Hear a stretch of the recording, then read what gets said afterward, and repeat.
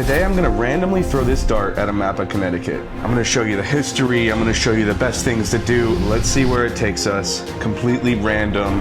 I suck at darts. I hope I get somewhere new. All right, here we go. 3, 2, 1. Let me take you guys. We're going to Franklin, Connecticut. Never been here, it's new. It's not that far, I'm a little excited. First up, let's spin the wheel and see what kind of photo we're taking.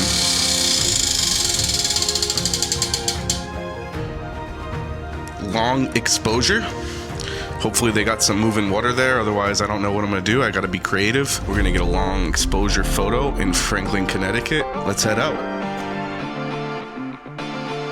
On the drive in, I couldn't help but wonder what could possibly even be here. Because as the miles rolled on, things started to get quieter. The stores became houses, and then the houses became trees. Our first stop was supposed to answer that question. The Ashbel Woodward House Museum, a preserved 19th century home owned by a doctor, historian, and writer. The kind of guy who documented the stories of the people who lived here long before any of us were around. And a place that holds the memory of this town. But when we pulled in, we found out it was closed for renovation. Okay, so this is gonna be open in December, and it'll be open every Saturday like the normal hours, it says? I'm not really sure what the hours are going to be. I can call around that time. But yeah, but you can just email us. And, okay. We'll let you know. Thank you. You're welcome. All right. So we're gonna check out the museum, but they're closed. Right. So our first stop of the day was a bust. The museum's closed until December. They're still doing renovations. They've been doing them all year. It's got a cool history. Let me tell you a little bit about it. This building was actually built in 1835. The town doctor, Dr. Ashbel Woodward, was here for over 50 years. But he was more than just a physician. He spent decades collecting letters, journals, and family stories. And without him, most of this town's past would have been lost forever. Inside the museum, you'll find the medical instruments, Civil War records from the locals he examined for service, and everyday objects from the families who built this place. It isn't just a museum, it's Franklin's memory. And that's why this place was such an important stop for me. Unfortunately, we couldn't get inside, and honestly, that hit harder than I expected. Because in a town this small, when you lose one stop, you lose a lot. But here's the thing, even closed, the place still had a presence. The quiet lawn, the way the wind moves across the field like it's carrying a story. But if you get a chance to visit this place after December, I definitely recommend it. There is a fee to get in, I'm not sure what that is, but check the website, send them an email, give them a call around December, and I'm sure you'll get in.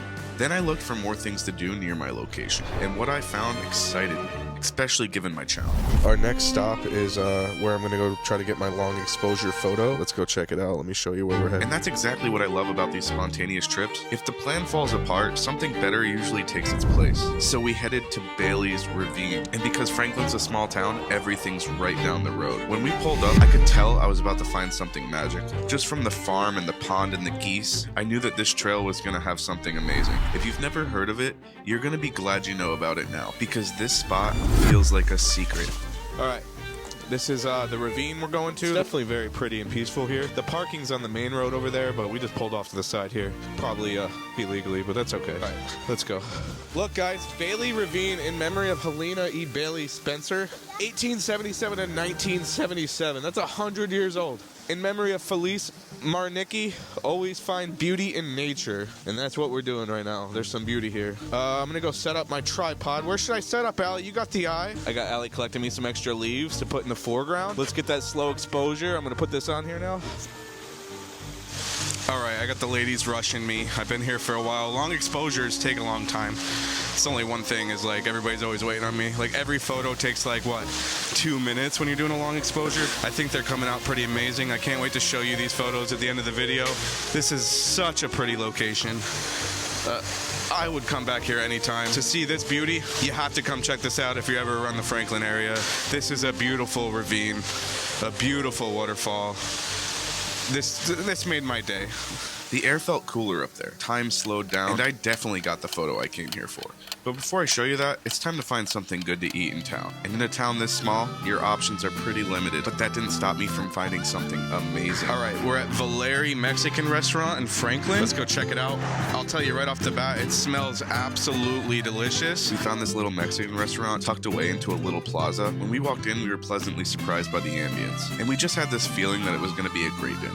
We started with fresh chips, queso, espresso, and salsa, and they were all absolutely incredible. A blackberry margarita that was just the right amount of sweet, because of course you get the margarita at a Mexican restaurant. But when the meals arrived, the kids' meal was freaking cute. I mean, just check out this dinosaur that it came with. She ordered the mac and cheese and tenders, and she agreed they were delicious. But the main course, that chimichanga, it was crispy and delicious. The birria tacos were the kind of thing you'd come back for. We were all beyond satisfied here. It was an awesome experience, and I think it's new. But now it's time to go to the final stop of the day and enjoy the sunset before we head home. But first, a quick pit stop along the way. I mean, who can't stop at a scene like this? Yeah, I do this sometimes when I see something beautiful. I had to stop here. I mean, just look at this photo I got. Just down the road, we ended the day at Giddings Park. We let our daughter run around while the sun slid down behind the trees. Just a quiet moment, nothing dramatic, just life happening in real time. And honestly, sometimes that's the best part of these trips. There's no schedule, there's no rush, just being together in a place we would have never chosen on purpose. And the moment I've been waiting to show you, the long exposure shot from Bailey's Ravine. The one that made my whole day snap into focus. And I'm really proud to add this one to my portfolio, along with a few others from our trip to Franklin. Yeah, it might be a small town, and there isn't much here on paper, and although I was upset we didn't get to go to the museum, I can come back for that. And that just meant more time at the ravine, more time with nature, more time together. This trip wasn't about checking off a list. It was about being outside, breathing some fresh air, getting a little lost, and remembering that the world is still really, really beautiful. So yeah, Franklin surprised me. If you want to see more Connecticut towns, then like, follow, or subscribe. If I missed something about Franklin that you love, put it in the comments below. Until next time, peace.